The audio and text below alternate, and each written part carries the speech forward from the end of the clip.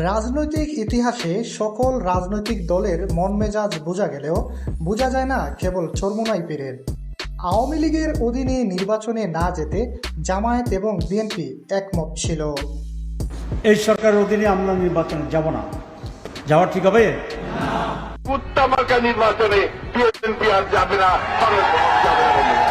কিন্তু নিজেদের বেশি চালাক ও জনপ্রিয় দাবি করা চরমোনাই পীর তখন ঠিকই নির্বাচনে গিয়েছিল।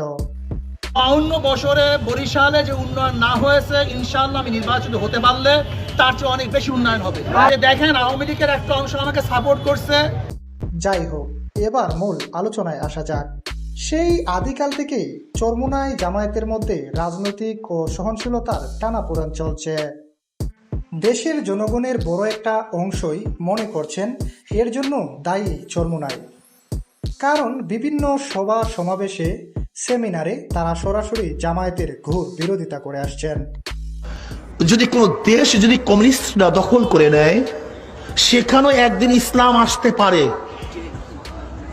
কিন্তু আল্লাহ না করুক কোন দেশ যদি জামাত দখল করে ফেলে, কিয়ামতের আগ পর্যন্ত আর কোনোদিন সেখানে ইসলাম আসবে না।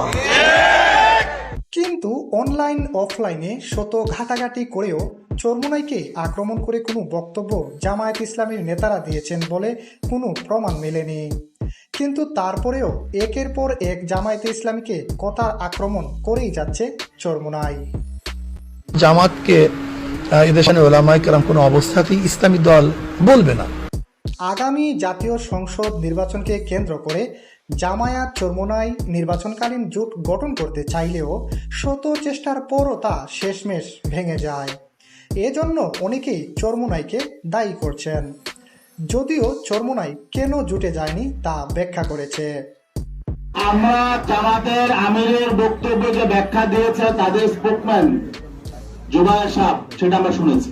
তিনি স্পষ্ট বলেছেন যে আমরা প্রচলিত আইন অনুযায়ী রাষ্ট্র পরিচালনা করব। এটা আমরা ব্যাখ্যা প্রয়োজন নেই, এটা আমরা বাঙালি সবাই আমরা এই ব্যাখ্যা বুঝি। কেন জানি জামায়াতকে নিয়ে চরমোনাই পীরের ইসলামী আন্দোলনের অ্যালার্জি রয়েছে, কিন্তু জামায়াত তারপরও ইসলামী আন্দোলনের অপেক্ষায় রয়েছে। চরমোনাই পীরকে নিয়ে যাতে কোনো আক্রমণাত্মক পোস্ট না করে সেজন্য তিনি দলের নেতাকর্মী ও শুভাকাঙ্ক্ষীদের অনুরোধ জানান। শেষমেশ চরমোনাই পীর ইসলামী আন্দোলনের পাথরের মতো মন গলাতে পারবে কি জামায়াত? এম এ আহমদ, দৈনিক বর্তমান বাংলা।